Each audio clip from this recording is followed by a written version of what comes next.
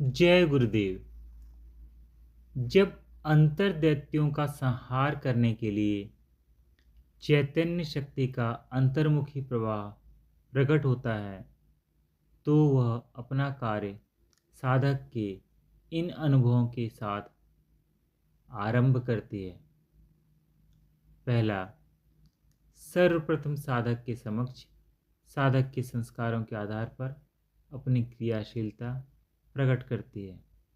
दूसरा, साधक पर यह अनुभवात्मक ज्ञान प्रकट करती है कि वह कर्ता नहीं, केवल साक्षी है, दृष्टा है। उसका कर्ता भाव मिथ्याभिमान का परिणाम है।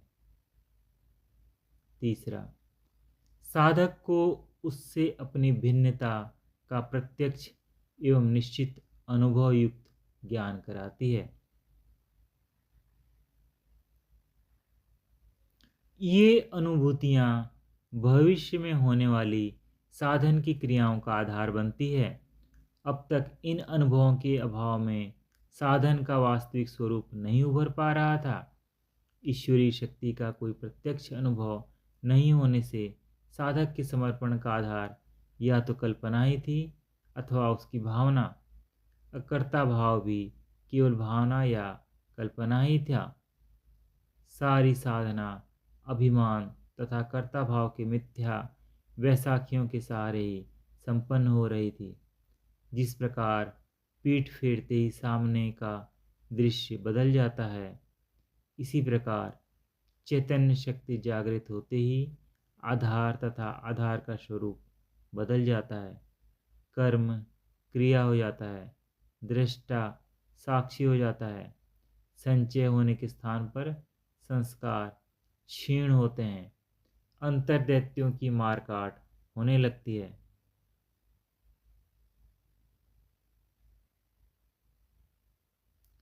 ईश्वरीय शक्ति अंतर्मुखी जागृत होकर संस्कारों, वासनाओं, विकारों एवं अन्य आवरणों को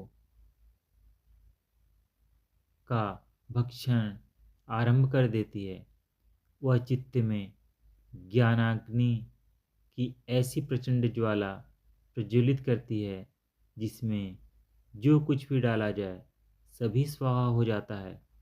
अंतर जागृत शक्ति ऐसी बाढ़ के समान है कि उसके मार्ग में जो कुछ भी आता है सब बहाए लिए जाती है। शुभाशुभ सभी संस्कार, अच्छी बुरी सभी वासनाएं, अभिमान, कर्ता भाव सब जलाती चली जाती है। यह अग्नि तब तक नहीं बुझती जब तक उसको ईंधन मिलता रहता है, अर्थात जब तक चित्त में एक भी संस्कार है वह जलाए चली जाती है। अंतर शक्ति की यही विचित्रता है कि जो कोई भी इससे प्रेम करता है उसका सब कुछ जलाकर राख कर देती है। एक भक्त, किंतु कई साधक ऐसे देखे हैं जिनकी क्रियाएं बंद हो जाती हैं, अर्थात संस्कारों के शेष रहते हुए भी अग्नि बुझ जाती है। महाराष्ट्र बुझ नहीं जाती, राख में दबकर सुलगती रहती है। अंतर अंदर ही अंदर धधकती रहती है तथा संस्कार अनुकूल आ जाने पर फिर से प्रचंड रूप धारण कर लेती है। यह अग्नि जन्म जन्मांतर तक जलती रहती है। देश काल के परिवर्तन का भी इस पर प्रभाव नहीं पड़ता। अंतर जागृत शक्ति ऐसी भूख है जो सभी कुछ खाकर ही शांत होती है। चित्त रूपी जंगल के सारे वासना रूपी झाड़ झंखाड़ उखाड़ कर उजाड़ देती है। चित्त पर बड़े वासनाओं, संस्कारों एवं क्लेशों के सभी आवरण उतारकर चित्त को निर्वस्त्र कर देती है। सारी बर्फ पिघलाकर पानी बना देती है। चित्त की सारी जड़ता समाप्त कर चैतन्यता प्रदान करती है। मन की सभी सीमाएं तोड़ देती है। अशुद्धताएं, उद्विग्नताएं, चंचलताएं, विक्षिप्तताएं मिटा देती है, निर्मलता एवं स्वच्छता प्रदान कर चित्त को चमत्कृत कर देती है।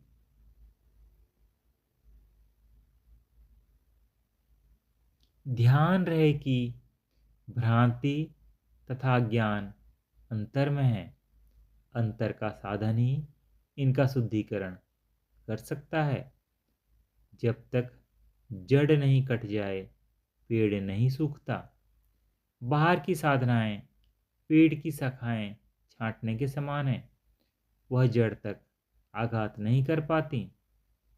चित्त में व्याप्त अविद्या, विकार तथा वासनाओं का समूल नाश नहीं कर पाती।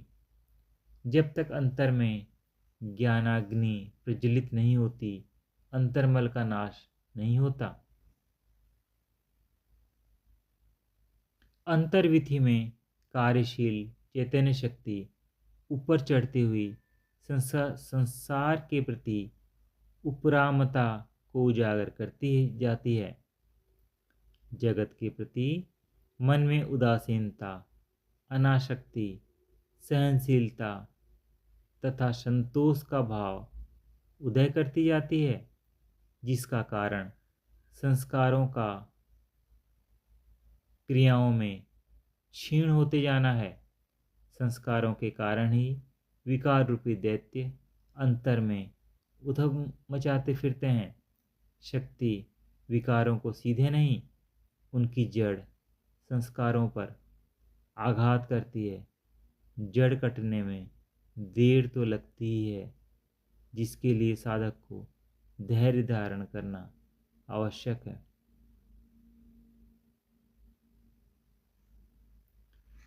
क्रियाओं के साथ साथ शक्ति साधक का आनंद से भी परिचय करवाती है। उसका यह भी संदेश होता है कि वह आनंद कहीं बाहर से नहीं आया तथा न ही इस आनंद को अनुभव करने के लिए संसार के किसी पदार्थ, विषय, प्राणी या दृश्य के आधार की आवश्यकता है। यह आनंद जीव के अंदर ही था, किंतु संस्कारों के नीचे दबा था। संस्कार निकल जाने के साथ आनंद भी अधिकाधिक बढ़ता जाता है, अर्थात आनंद संस्कारों के त्याग में है। जब तक जीव संस्कार संचय करने में लगा रहता है, संसार की भूल भुलैयों में पड़ा रहता है, आनंद दबता चला जाता है। जय गुरुदेव।